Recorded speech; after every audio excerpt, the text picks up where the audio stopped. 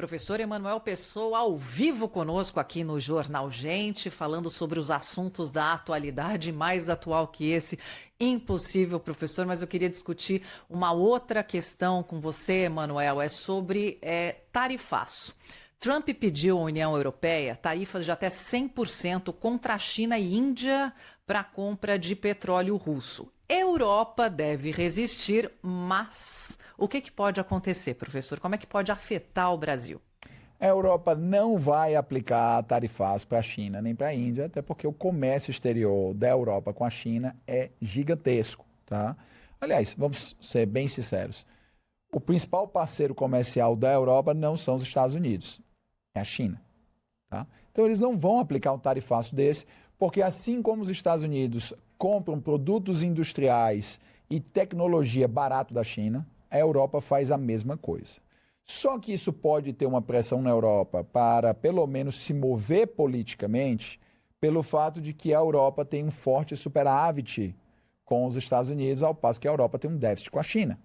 Engraçado, né, que as pessoas não sabem, mas a Europa já tem um déficit com a China há milhares de anos, porque no Império Romano, os romanos enviavam moedas de prata para a China para comprar seda. Eles não faziam comércio diretamente com os chineses, era por meio dos árabes, mas já era deficitário. Então, o déficit do Ocidente com a China é milenar, ele não é uma coisa recente.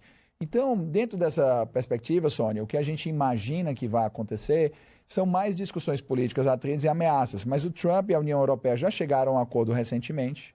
Ficaria muito complicado para ele renegar esse acordo. Então, ele provavelmente criaria outros tipos de dificuldades para a Europa, não tarifárias, para tentar pressionar. O grande problema aqui é que a própria Europa compra petróleo russo de forma indireta. A Europa compra petróleo russo comprando da Índia. Ela compra petróleo russo comprando de atravessador.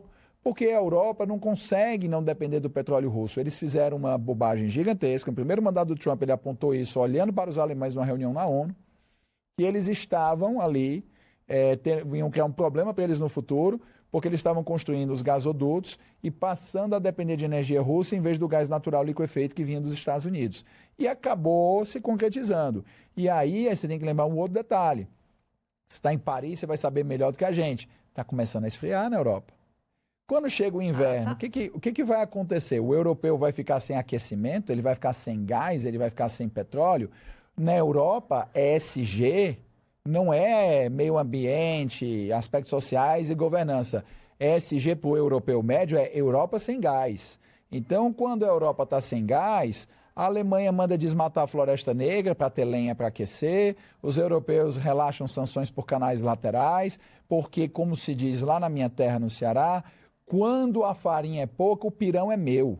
Então, a gente não vai acreditar que os europeus vão se arriscar a passar frio e aumentar mais ainda o custo de vida deles, porque esses produtos baratos da China e da Índia ajudam com que o europeu possa ter acesso a bens de consumo que, se do contrário fossem produzidos na Europa, teriam se tornado proibitivos por conta do baixo crescimento do salário na Europa desde a crise financeira de 2008.